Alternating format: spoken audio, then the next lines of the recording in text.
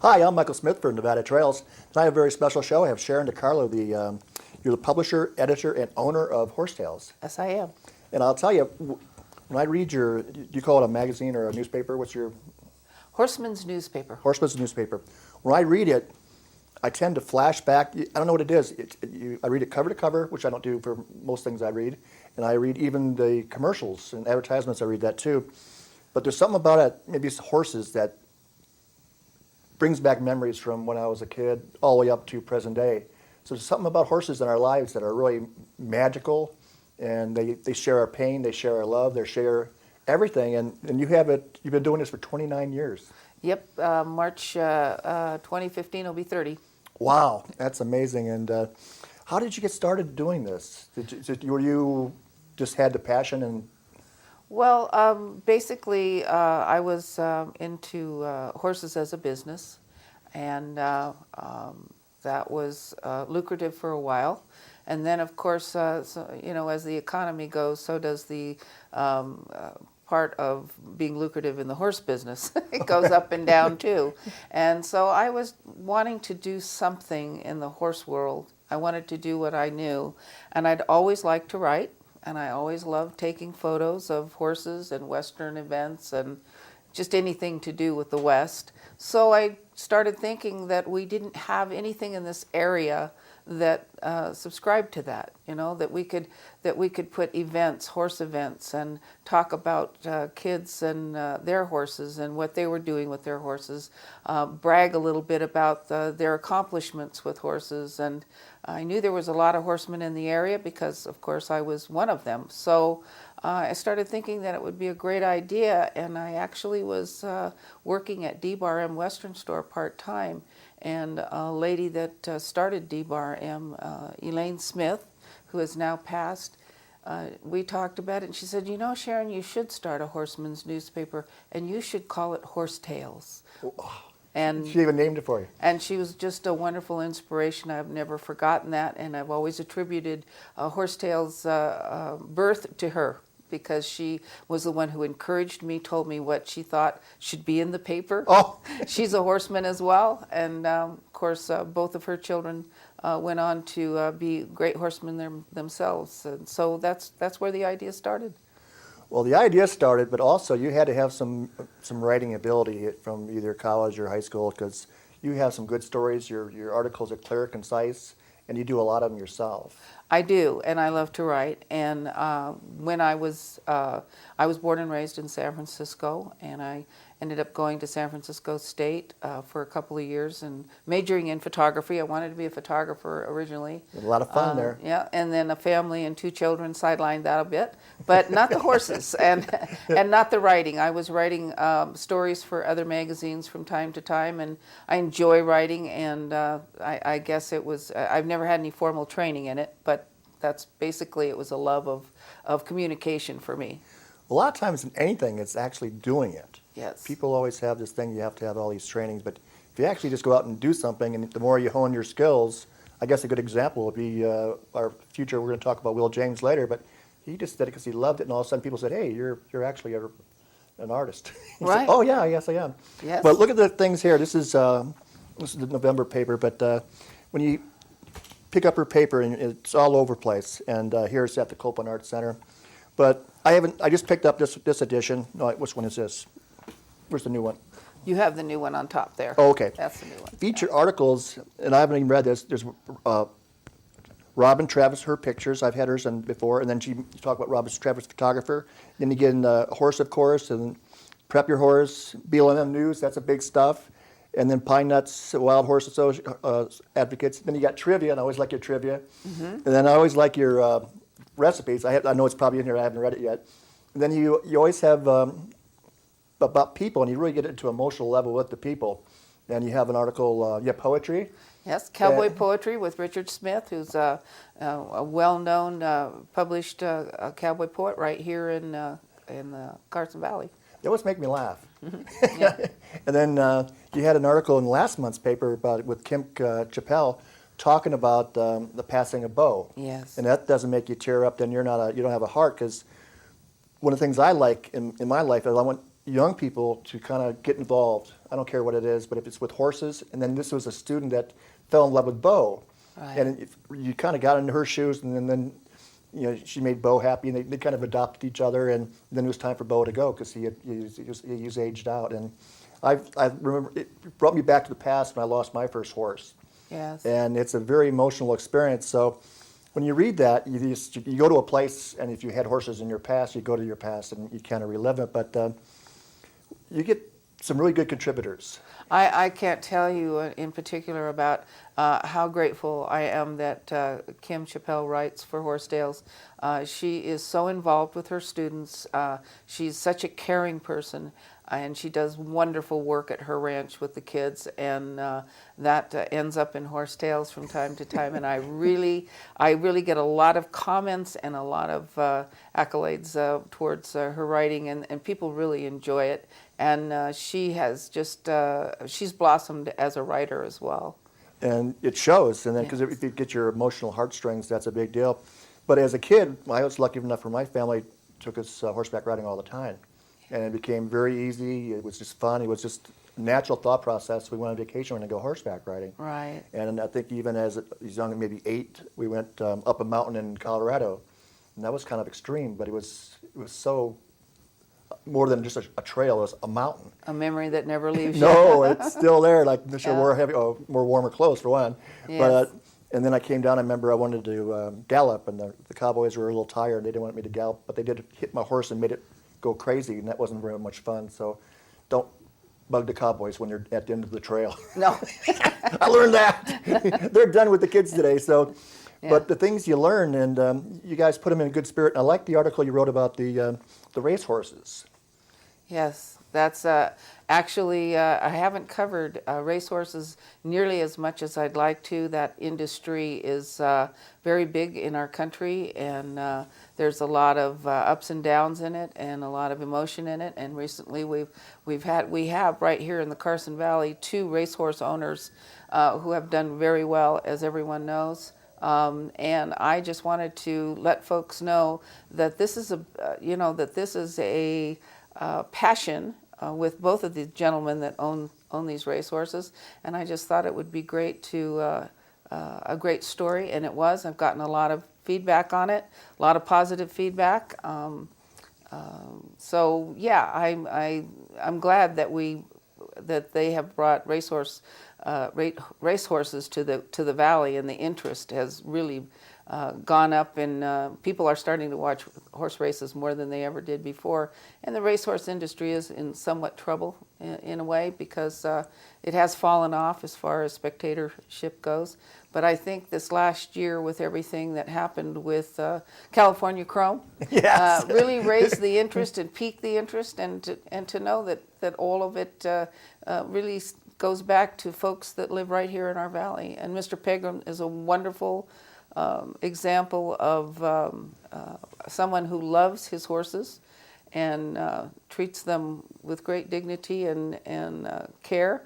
And we've heard stories about racehorse owners and trainers and all of that aren't so positive, but Mike Pegram really brings it home and talks about it in reality. And I like interviewing him. He's a marvelous individual. Well, I liked what he was saying, that I think he pulled a horse out of one of the major races because they had a bruise, and he just wanted to make sure. And that's just being, the horses came first in his mind. He does. And when you do things like that, it comes back to help you tenfold. Yes, it does. And when I was a young man, I used to live in Chicago by Sportsman's Park, and it was harness racing. But we would go there all the time. But it got so much fun, we actually took college classes on handicapping. Everybody came early. Yes. Everyone stayed late, and then the class was going to the track and having fun. But I remember my favorite horse was Marengo Rick. It always came in for me. It always came in. But my friend's sister was one of the persons who got the urine samples, and she said that those horses get taken care of a lot better than the images are out there. Right. And I knew at a very young age that there are a lot, because that's their livelihood Yep, too. but just like everything, we always hear the negative, but there's a lot of positive too. Well, that's their babies, and if they can't They take care of eventually 'em. sell the horse, then Yeah. like Mr. Pilgrim said, that's, sometimes you turn over the horses, but you got to be able to sell them or you're out of business. Right. So you're gonna, You do. you're gonna take care of your goods. You do, and you have to find homes for them, good homes for them, and they're good horses. Just because maybe they're not the fastest horse doesn't mean they don't deserve a good home. Well, no, that's Yeah. that's even better because Yeah. Bo probably was an older horse and then found a place that Kim Chappelle's and they had kids to take care of and things like Right. that. And like I said, it just plants the seeds for these memories that I had from when I was a young person. And as I get older, everything I read was more.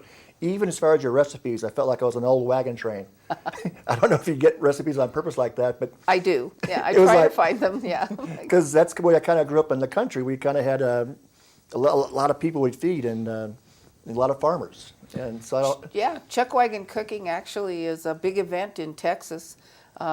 They have yearly chuck wagon cook-offs, and they're starting to take off all over the United States and all over the West. And it all stems from recipes that were wagon train bound with the pioneers and the cowboys. So yeah, it's another part of the West that someone is keeping alive. That's Well, great. I remember the big old iron skillets and all the cooking, and it's just it's a good thing. Well, we're going to take a break soon. I'm going to set it up.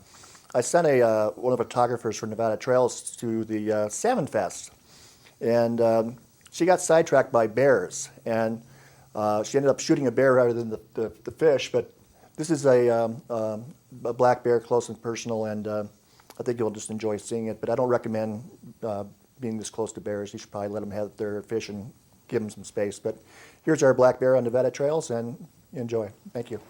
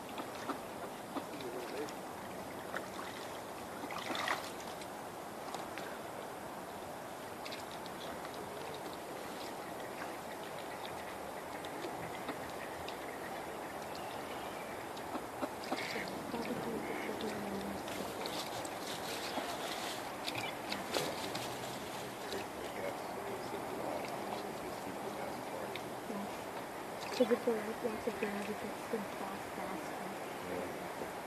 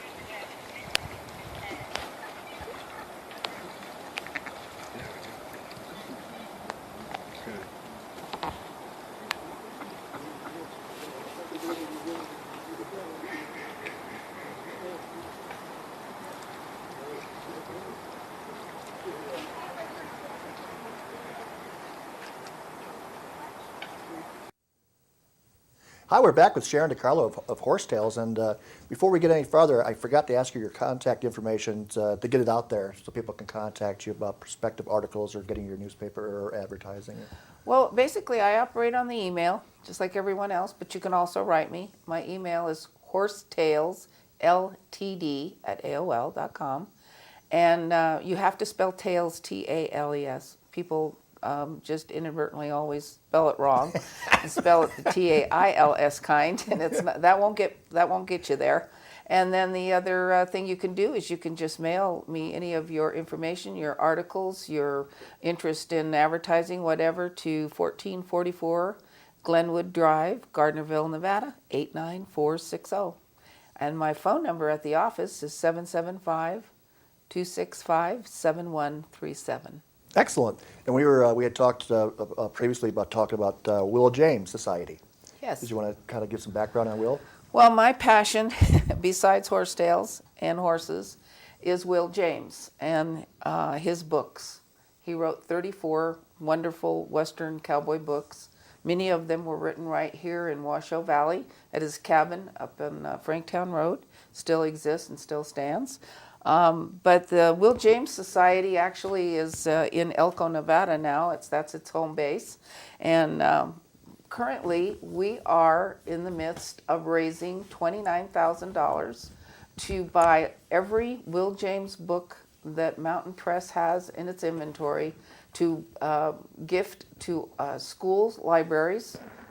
We send them overseas to our military, and we also put them in senior citizen homes. If anybody that wants them can apply. We put them in hospitals, libraries. School libraries is our main goal. We would love to get the books back in front of the kids because they're wonderful, wonderful kid books. And for a long time, Will James books were not being published, and now they are. And like I said, I think Will James Society that I belong to is really responsible for the effort of getting those books back out in front of the youth. He was also a wonderful artist, and I want to call attention to the fact that in Elko at the museum there, the Eastern Museum in Elko, Nevada, they have a beautiful display of his original art, and under glass cover they have probably 30 books of his first edition books signed by Will James. So it's a wonderful exhibit. If ever you're in Elko, please go see those 80 pieces of Will James original art. They're amazing. On September 19th, 2015, at our very own Dangberg Ranch here off of Highway 88, we're going to hold a Will James fundraiser. And that fundraiser the proceeds will all go to buying Will James books and gifting them to all the schools that want them, that apply for them. It's going to be an educational event.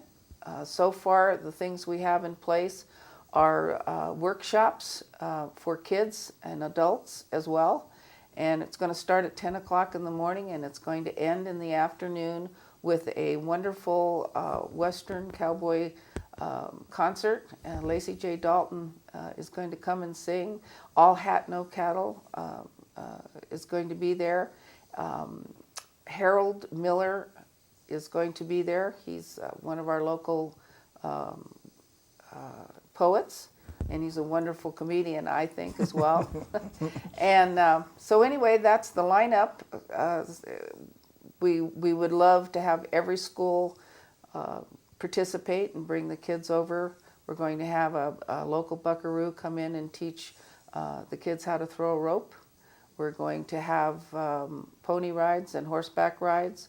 We're going to have the Pony Express has just volunteered to come in Awesome. and do a workshop on the Pony Express and how it works. We're going to bring horses in and show gear and tack, and have a speaker. Kim Coppell is going to be there. She's volunteered this week to make sure that they put on a workshop for us. We're going to have Indian tacos during the day, and later in the afternoon, we're going to have chuck wagon cooking. So there'll be plenty to eat, plenty to see, plenty to do.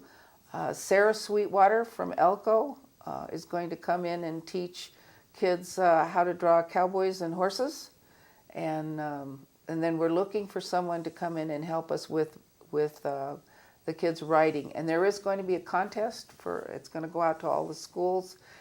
We're going to have an art contest. The kids can exhibit their art at this function as well, whether they win the art contest or not. All of the art will be exhibited at this event. So it's a wonderful event. I'm so proud to be a part of it and be putting it together. We need suggestions and help. Please don't hesitate to call me, 775-265-7137, and tell me you're interested in helping with the Will James event. We're partnering with the Dangberg Ranch. Mark Jensen over there at Dangberg Ranch has been wonderful, and he's looking forward to this event as well. So please put it on your calendar, because I think it's going to be the event of the year around here. I really do. Well, I was going to say, I think you have the event absolutely perfect. At this point, it just sounds like you need some good volunteers. Yep, we do. You got the package. You got all the people I enjoy, Kim Capel, Lacey J, Del Ponier, Krista Jenkins. Everybody I really enjoy, you have there, so that's awesome. And then the Danberg Ranch, that place just draws people from all over the country here. So the more we promote it, the more we get more tourists, and that helps everybody. So it's awesome. And we're proud of you. And the kids this is an event for children. We hope it fun and educational, and raises awareness about Will James and the books that he wrote back in the 20s, 30s, and 40s, and still apply to today. What age group would you say the kids should start for reading this book? Well, it was really funny because Scribner, who was Will James' publisher, asked him to write for different age groups. So there are books for elementary, and there are books for high school age kids. So there was 34 of them. So that's what we do. We gift according to the age groups. You've given me some stuff in the past, and it was almost like Highlight magazine. You had things for like 3 to 6, 9 to 12. I'm thinking, these 3 to 6-year-olds are pretty smart. But he was doing it like he was really an education person. Right, he was, and he just wanted to. He talks about his experiences as a cowboy, and with animals. He was a big animal lover, and he absolutely. In one book, he actually said that it was a shame that humans decided that horses were animals because he thought they were above that. Well, they are.